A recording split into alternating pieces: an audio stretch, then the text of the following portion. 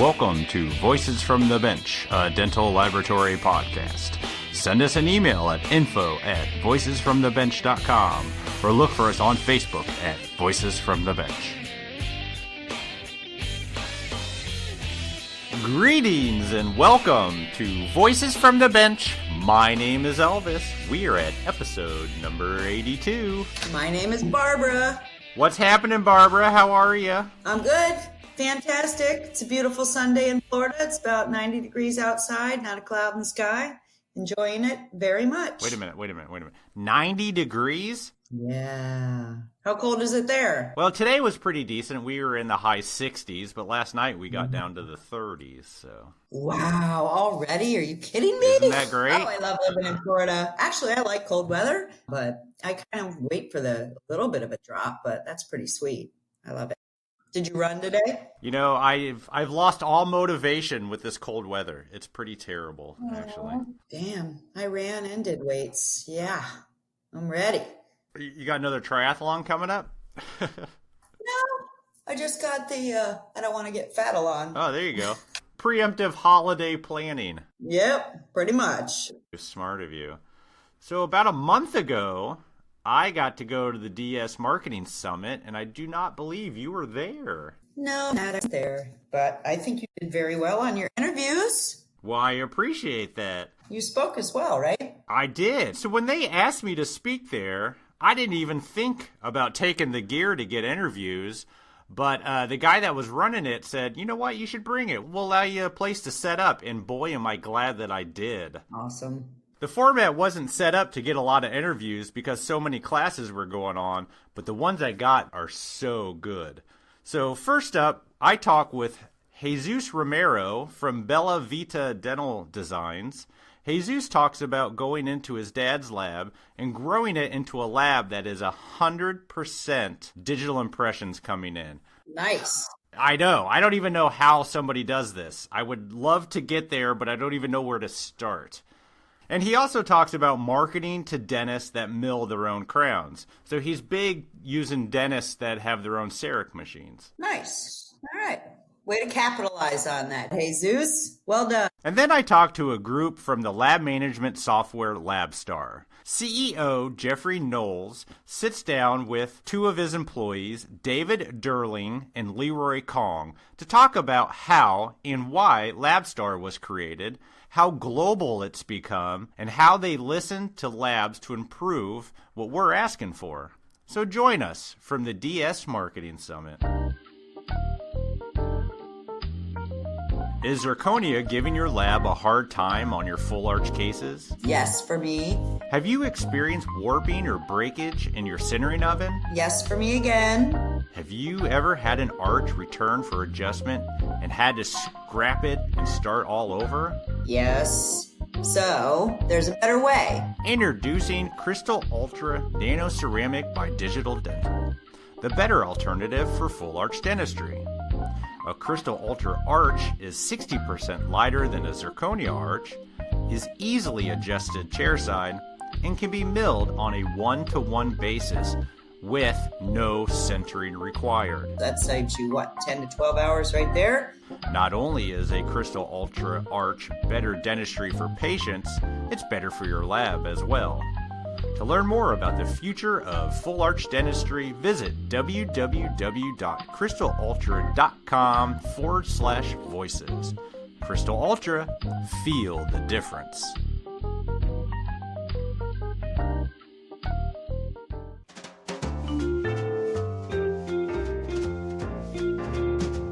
Voices from the Bench. The interview. I want to start off by saying that I'm really terrible with pronouncing names. Okay. No worries. Jesus. Yeah, Jesus. So we are here at the DS Lab Marketing Summit 2019. I'm sitting down with the speaker now, and your name is Jesus? Yep. What's the last name? Romero. Romero. Yep. Where are you from, Jesus? Originally from San Diego, but I've made my way out here to North Carolina in Asheville, which is about a couple hours away here from Charlotte. Nice. So what do? Do you own a lab? Yeah, I'm a part owner. I joined forces with my dad 3.5 years ago. I was in a completely different industry. I used to work in baseball and marketing and selling there, and really? we teamed forces, and I started marketing and selling teeth instead. So your dad was a technician? Yeah, he still is. Still is. So he's still there on the bench. Yeah. So we're partners now. Awesome. And so basically it started off as like he has the experience, the 30 plus years experience. Started being a technician in the garage and built it to. He was just a kind of an in-house lab, but he wanted to be a bigger lab. It started expanding a little bit more. So about 3.5 years ago, we teamed up and wanted to. He wanted to get a little bit bigger. I wanted to be closer to home, or just closer to family, sure, and stuff like that. So we teamed up, and now we're here. We got it's a couple little more employees than. It's not out of his garage anymore. No, it's not out of the garage anymore. So it's it's good. We have about 5 people Nice. on the staff, and then we have more stuff that we're offering. So for a long time, it was just Crown and Bridge, and he was an in-house lab and had a couple of accounts, and now we have doctors all over the country and into Trinidad, Tobago, and trying to go overseas and out that way more too. Interesting. So you're looking for clients outside of the U.S.? Yeah, I mean, really, you anywhere. don't hear that a lot. I mean, for the most part, in our little community in Asheville, it's a very much of a kind of a good old boy network where it's like everyone knew everybody, and so we come in as people who didn't grow up there and don't have like the same thing. We didn't go to high school with a bunch of different people and stuff there. It's tough in our backyard, so we start branching out, and so South Carolina, even up to Raleigh and even Charlotte, different areas. And so now most of our people are outside of of our 2-hour window, kind of around us. So it's branching out everywhere. So a lot of USPS delivering. I can imagine. So what do you guys specialize in? I mean, you say you started off as Crown and Bridge. Are you full service now, or? For the most part, full service, but everything digital. So we do Crown and Bridge is probably still our bread and butter. Sure. And it pays bills and kind of keeps everyone busy. But anything that's digital, we're trying to move everything in that direction. I mean, when I started off, we had maybe a half dozen doctors that would send us Cases Connect. Now 100% of our doctors send us. 100%? Yeah. All of our doctors have the ability to send their cases through Sirona Connect. So if a doctor wanted to send you an impression, would you stop them? I would have a conversation the model? first. No. we still pour up models probably one every month or so. But for the most part, everything's digital. So how do you think you geared the business to do that? Because at our lab, I'm in Indiana, and we still get a lot of impressions. I mean, our digital impressions coming in is still probably less than 10%. Yeah. Well, it started by me hating to do model work. Well, so that helps. So my first year when we teamed up with my dad, he made me do model work, kind of learn kind of the old school way before kind of during the new school way and why we do things. Like and every why new employee sticking in the model room. Exactly. Yeah. Do here, we need you to cut and pin and pour up and and it's like, oh, all right. And I told him, I was like, dude, this sucks. Like, why are we pouring up models? Like, give me one of them that that they come in quickly through, through the Connect. And then I was like, why aren't we just going after those doctors? He said, bingo. He said, go get them. So from there, instead of marketing towards everyone, I was like, dude, there's a lot of doctors that have a Cerec machine. Yeah, sure. Let me just market to those for now, and then because each doctor, I saw a stat that blew me away, that every doctor still outsources about 25% of their work. So even though they claim that they do everything in-house, they don't. They can't do long span bridges. They don't want to do the aesthetic stuff. They don't want to do, and that's all the stuff that we do. We get all the hard cases, so we don't get a ton of like single units, like ones and twosies and stuff there. So it's more of a wide range of things. So I started marketing to those. And I was like, here, hey, I know you have Cerec. I'm not trying to take like your posterior stuff. Sure. You go ahead and do those ones. That's fine. Give me your bridges. Give me your big stuff. Give me your surgical guides. Everything that you can't do, I'll take all that. Let me get a piece of that 25%, a little piece of that pie. There's a lot of labs that are, I'm not going to say anti-dentists making their own crowns. Yeah. But it's the evolution of our industry. Right. And unless you grasp it and just support them, Yeah. they'll support you back. Yeah. And a lot of people tend to forget that. Yeah. Even when I first started learning about this stuff, I was like, what the heck? Yeah. Well, and that's the biggest thing, too. Like, another thing that we do is so much education. We have study clubs at our facility. We have trainings at our facility. We'll go to your practice and show you how to do these things. And they'll be able to do a couple of them here and there, and they can do their own, like, screw-retained single units. But there's sometimes we're like, I don't want to do it. I'm just going to send it to them. So when they have to think about sending something out, we want to be them that's being sent out to. So if somebody buys a Cerec and you find out about it, you offer your lab to go in to train on it? Yeah. How did you get your training? So I'm like I said, Bill, my dad has been a Sirona trainer for a while. Oh, okay. So he knows. He's basically our biggest trainer and advocate. So he's been speaking for a while. He's been doing it for a while. He does a lot of same day smiles too. So we go in if they have all the system. We go in and basically are doing all the design, the standing glaze, and all that stuff. You do that in the office with their equipment. With their equipment and their blocks. That's an interesting service. We don't bring anything except for a standing glaze kit. Really? A light setup, hand pieces, and stuff like that. But how the day goes is they do everything that they would normally do. I mean, and the assistants are freaking out. They're like, oh, we're going to do 10, 12, 14 units today, on one patient in the same day. I'm like, no, relax. It's going to be fine. Yeah. So then, they just, prep and, give the Cerec to Bill. Bill designs it, starts milling them out, stains and glazes it. Something happens, doctor drops one or anything, hey, don't worry about that, see the rest. I'll go start working on the other one. Really? And you do it on I imagine I always get this wrong, the MCXL. Their MCXL, yeah. L, yeah. Not the 5. Correct. Yeah. It'd take way too long to do it on the 5. So it takes about 12, 14 minutes or so to mill out a unit on the MCXL. On the MCX5, 40, isn't it? Yeah, it's like closer to 40. Yeah. So yeah, even for us, we have a couple of MCX5s, but we don't use them for Emacs at all. We have our MCXL for Emacs just for efficiency. But yeah, a lot of the practices that we go to, they'll have 1 or maybe 2, 3 units of MCXLs, so he can go and just use them and get done quickly. While a lot of times, like, the assistants aren't that quick at designing. Doctors don't do a ton of standing glaze to add characterization and stuff like that. So basically, it's a full service there. We're your in-house lab for the day. I think that's great. I've never heard of that, and I think it's really neat.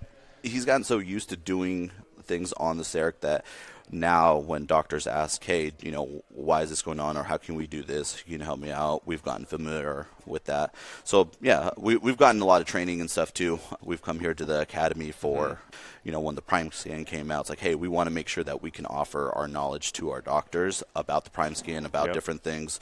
Let's go there, learn it, and then kind of take it back to our doctors. So designing on the in-lab compared to designing what they use in the office, is there a comparison, or are they the same thing? They're very similar.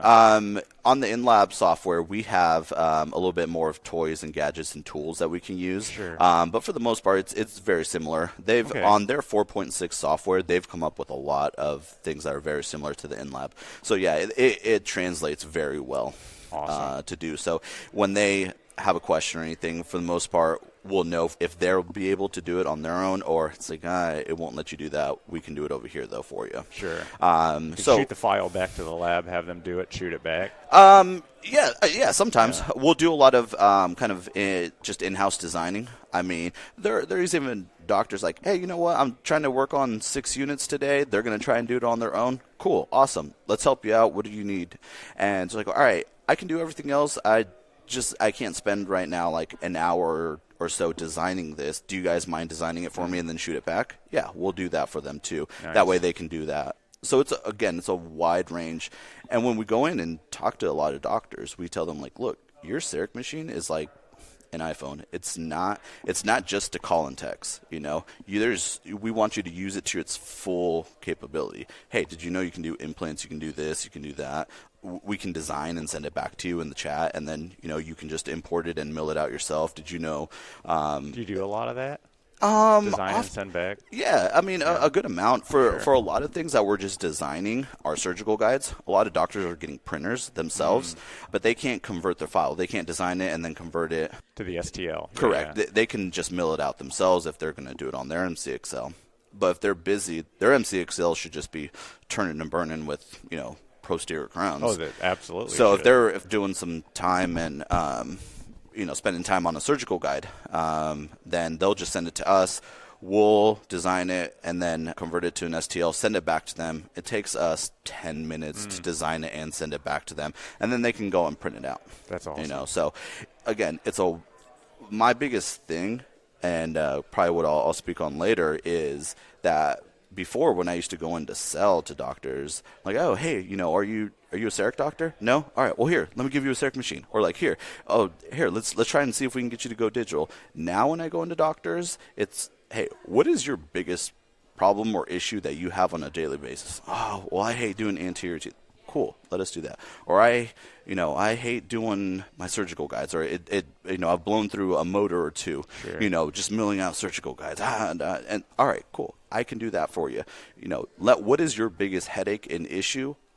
I want to help you with that part. Nice. So that's why all of our clients are different. They all don't just send us bridges, or send us this, hey, I want to do zirconia, but I don't have anything to sinter it with.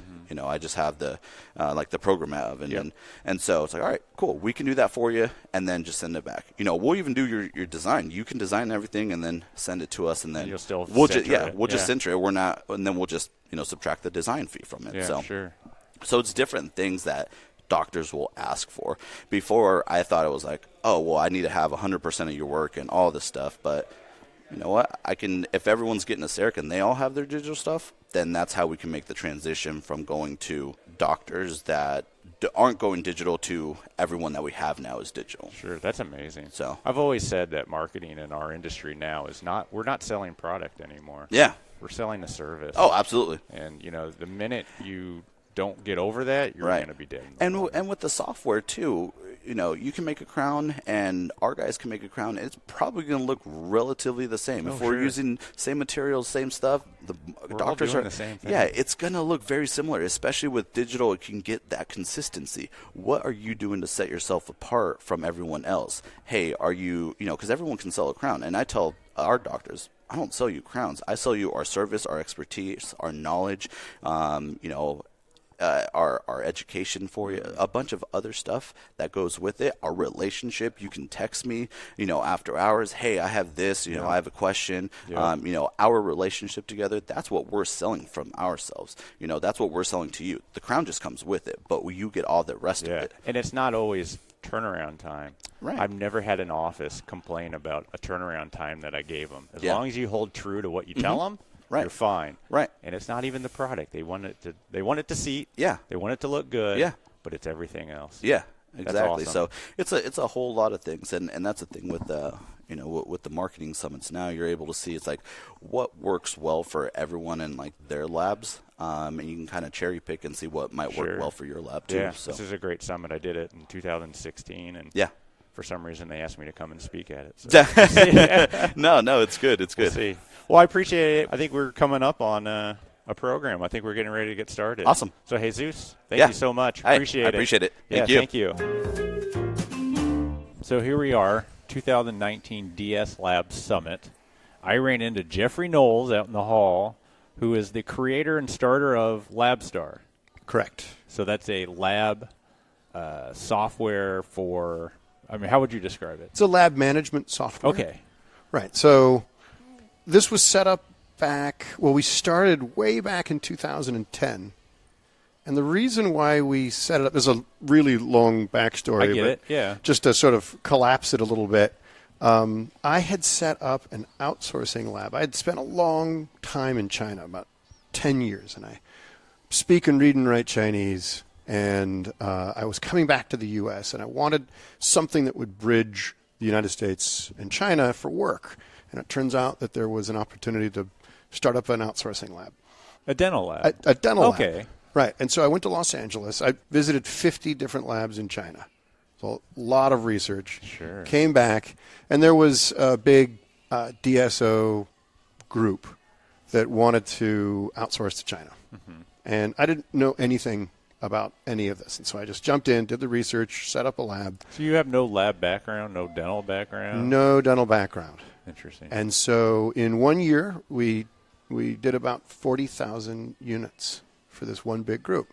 And we learned a ton, and we made lots of mistakes. But then we also learned how to scale. And it was, and in the process of building this dental lab, a couple interesting things happened. Number one, 2007 was the peak of offshoring. Yeah. And it was then that the tide began to come back in.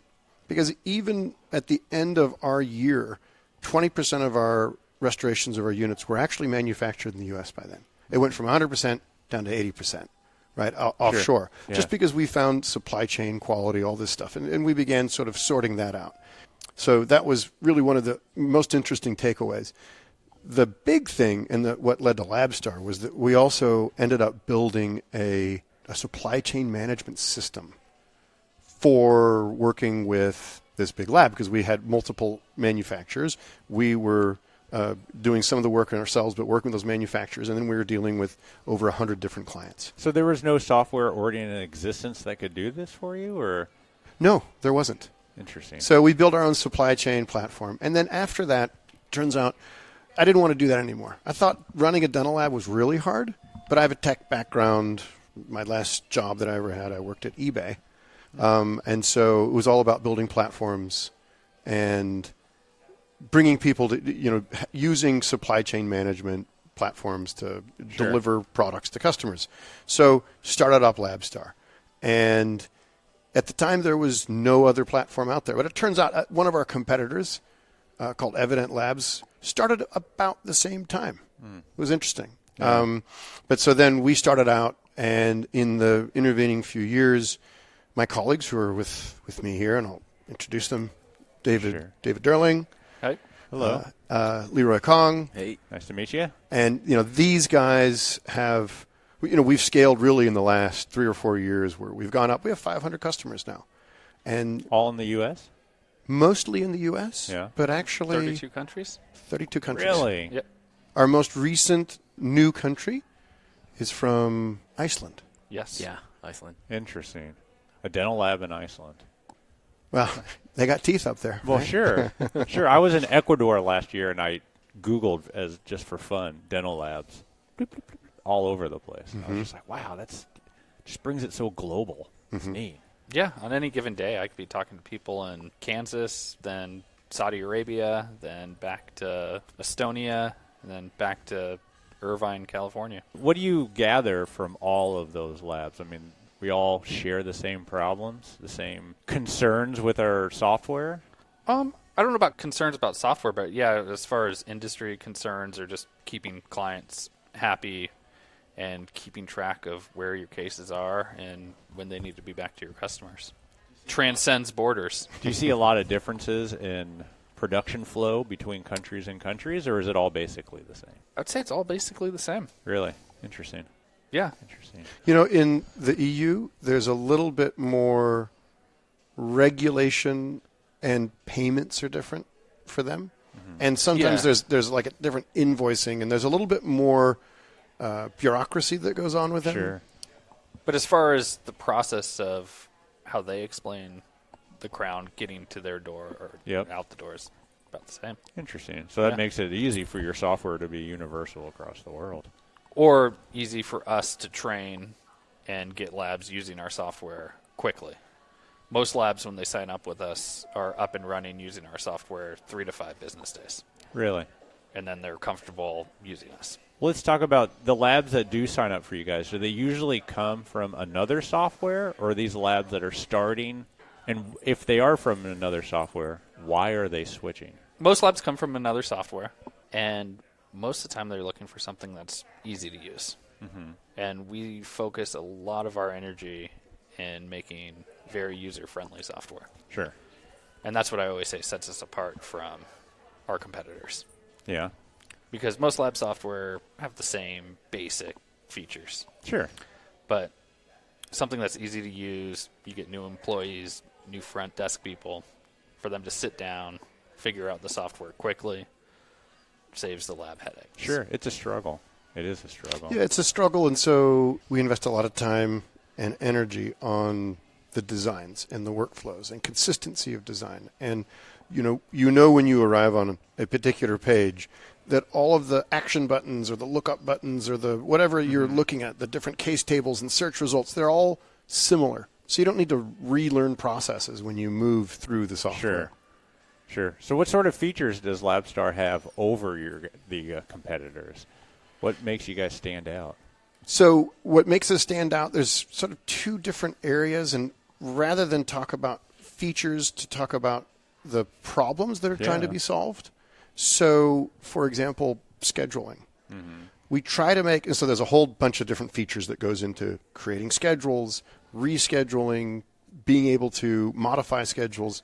What we found is manufacturing software, pretty much anywhere in the world, is usually based on a sequence. All right, it's going to go A, B, C, D, 1, 2, 3, 4, whatever it is. Absolutely. And you're manufacturing a widget, and it just goes from start to finish. What happens in a lab, which is a much more dynamic manufacturing environment, is that things change. Oh, yeah. And a lot of the people that come from other software will frequently say, we couldn't change this, we couldn't reschedule this. So we try to make it easier to reschedule. Well, I know in our lab we have a problem, and I'm not even going to mention what software we use, but we have a problem where one employee does not do only one thing. So in order for the scheduling to work, that employee must be in so many different departments, and it's very hard to get the software to recognize that because it wants to do A, B, C, and D. When I have employees that will do A, and then they'll go to D, and then they'll go to B, and the sequence is not always perfect. Does LabStar work with that? LabStar does work with that. However, I guess it's not about finding a feature that will allow you to jump all over the manufacturing map. It's more about being able to find that case or find that case within a workflow. Yep. So we have dashboards, and the idea behind a dashboard is it's a visual shortcut. So you're able to see, this is what's happening with my lab. So, for example, in production manufacturing, we have a couple charts. Actually, there's 3 different dimensions you can look at of visual dimensions of what's happening with my production. So you can look at overall cases. Are cases going late? There's this colorful chart. Red will tell you that you're off sequence or late. You can look at by the different task or department. You can also look at by scheduling, by looking at calendar scheduling. Sure. Different people are going to look at it in different ways. But the idea is that you have visual tools as well as working on the case and the case record and rescheduling and all things like that you can jump into this and find where something isn't happening correctly on the workflow or in the right sequence and correct it. Interesting. Nice. So what do you do? I do support. So Support? frontline support. And So when labs have issues, they call you. yeah, they call us. Yeah. Call us, chat us, email us, kind of 3 different channels of support. And I sometimes people call in kind of hot, right? Because there's stuff going on. It may be with our software, but most of the time it's just people under a lot of pressure. Oh, sure. And so I liken Leroy to a combat air controller sometimes. Cool as a cucumber, calm, reassuring, takes care of people. That's a good talent to have. Yeah, thanks. Not everybody has that. But it's important, so David and Leroy and I are working on other things too. So these guys are most likely the guys that people are going to be talking with on our team. And we have a bunch of engineers and other folks that work with us. But we also spend a lot of time thinking about how do we make this software so it makes our lab better dental labs. Yeah. And so, for example, the big topic that we're talking about now is how do we make it so that labs can pull data out, meaningful data that's going to tell them certain things about their lab they can take action on. Sure. Right? And, reports, up until now, most reports are you have your absolute aggregate numbers. I sold this many. Yeah. I For have this many. much, And, right. This many remakes. Yeah. And so what we're trying to spend time on and think about a little harder, and we're introducing new reports all the time, but also we're thinking about a new, trying to get our labs to think differently. Like, all right, how do we segment our labs? We just had one of the lectures here that myself and John Schwartz from LabWorthy gave about identifying the kinds of customers you have, how much they appreciate what you're doing, and then the way to message them to cement this relationship and maybe even get them to spend more with your lab. Yeah, absolutely. But so how do you create reports like that? It's not just absolute numbers anymore. It's actually trying to jump into different categories. Oh, so you're doing all implants, you're doing all crown and bridge, or trying to find your averages and moving averages. Tools like that. So we sit around and, well, it's actually stand around. We all have standing desks. We'll stand around and think really hard about what we can do to try to make LabStar a better tool. Yeah. That's what we need. And then once we figure out what that data is, how are we going to display it in a way that people don't just look at numbers and glaze over? Yeah, how do you make so it visually, relevant? Yeah. How do we present that in a useful way? Another thing I'm interested in is, a lot of doctors and DSOs want the data that we have for their own use. And LabStar, can they access how much X amount of units they did, or what's their remake? Can they access that? Can we provide that information to them? So, there is a line. It's not a fine line either, but there's a line between dental lab management software and software that allows your clients to mess with your internal business, if you know what I mean. Sure. So you don't want to, for example, there is a client portal, and so clients can log in and see, their cases, they're either in production or being sent back to me, right? But they can't see, it's in porcelain, so that they call you up and say, this should really be finished by now. Yeah. So yeah. I get that. There's that. On the client portals, there's not reporting right now. And we go back and forth on this a lot, actually. They can see numbers of cases they've done.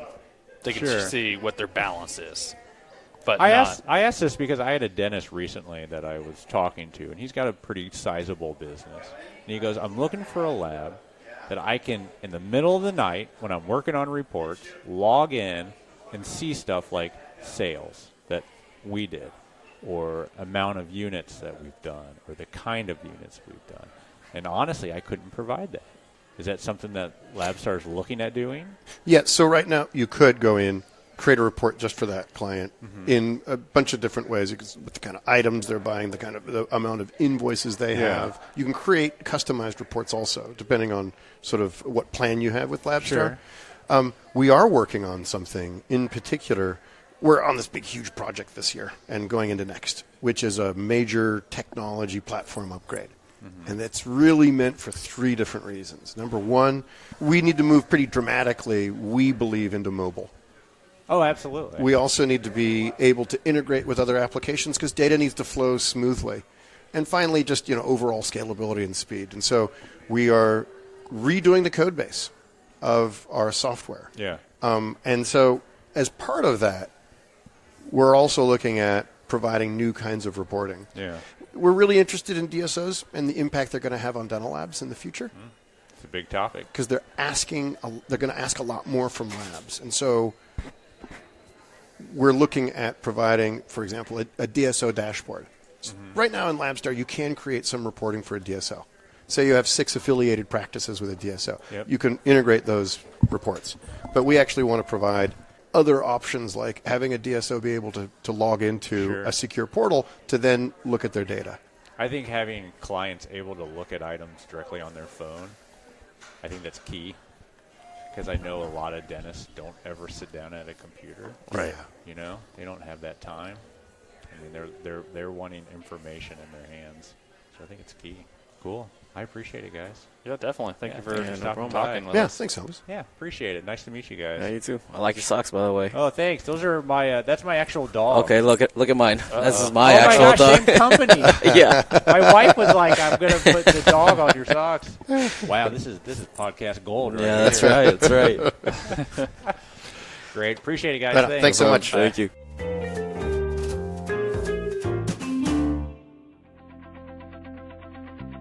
Today's episode is brought to you by Kettenbach. Let's talk about impressions and impression materials.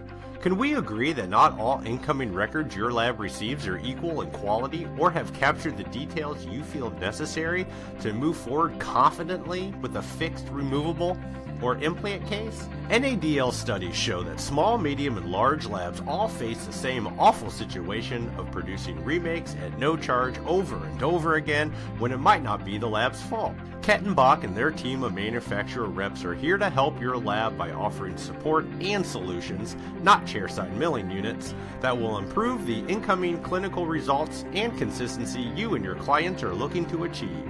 Their materials are manufactured in Germany using patented technology, and in America they only sell direct for less cost. Visit www.kettenbach-dental.us to learn more about Panacell, Identium, and Celgenet impression materials, Futar bite registration, Thistleist temp material and core buildup, Mucopen soft reline, and airway metrics.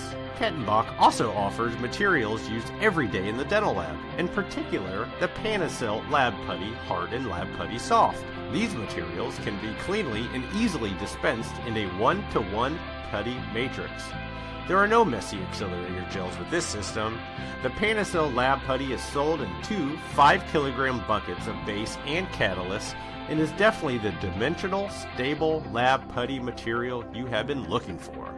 Try any of the materials risk-free today by calling Kettenbach direct at 877-532-2123. Mention the code DentalLabPodcast25 and you will receive an additional 25% off your order. Once again, call Kettenbach direct at 877-532-2123 to make the connection with a partner who can help your lab and your clients save money and increase quality coming in and going out. Thanks for your support, Kettenbach. We could not thank enough the people that took the time to sit down with Elvis. Thank God he was there, and they was great interviews. Both Jesus and Jeff were on the schedule multiple times to speak at the event, and we are thankful that they found the time to sit down with Elvis. I am super jealous of Jesus's 100% digital impressions. I would do anything to have that in my lab. Why? Because I hate pouring models. I hate the whole model. It's such a time suck. Yep, I don't disagree. I was just curious as to what you were thinking, what your thoughts were. Well, be sure to check out this episode's show notes for links to more information about the guest. Join us next week as I get 2 more stellar interviews that I got at the DS Marketing Summit. And if they do this summit again, do yourself a favor and register. It was a great time and got to network with some big names in our industry that are taking marketing to a whole new level in their labs. I talk about it during the interviews a little, and I actually practice it in my own lab. But there's something I learned is that we're not selling products anymore. The restorations are a product of what we are truly selling as a lab. And that's a positive, consistent experience. Think about it. I know there are many different types of labs out there. There are some that go with quantity over quality. And there's also many fantastic and outstanding technicians that produce wonderful quality. But it is the experience of using us that truly makes one lab different from another. Not once did I hear during the marketing summit did anyone talk about how to make a good flyer or how to truly market to a doctor. It was all about creating an experience to your clients and giving them a reason not to switch to another lab. So how does your lab stand out when we have access to the same tools to produce the same type of restoration? Customer experience. I find this all extremely fascinating. And it's the exact same thing I'm facing every day in my lab. Everybody is. And the nice thing is I have an opportunity to talk more about it at the Eastern Conference coming up in November. So make sure you check out this episode's show notes for a link. Hey guys, don't forget that our t-shirts are back on sale. They're amazing, great shirts that tell the world how great our industry is. So until November 6th, head over to voicesfromthebench.com for a link to order your shirt, where all profits go to the Foundation of Dental Laboratory Technology. I swear, Elvis, Patrick Allen wore his Voices from the Bench in Vegas. I saw Jeff Stronk wore it. Martha Martin's worn it. So we've got a lot of fans out there and we appreciate it. So again, head over to voicesfromthebench.com and order your shirt today. And as always, a big thanks to our sponsors, Digital Dental, makers of the amazing Crystal Ultra, and Kettenbach, makers of many fine materials for our industry. Head over to this episode's show notes for links to each of the companies to learn more. All right, everybody, that's all we got. We appreciate it. Have a great week. See you. Have a good one. Bye.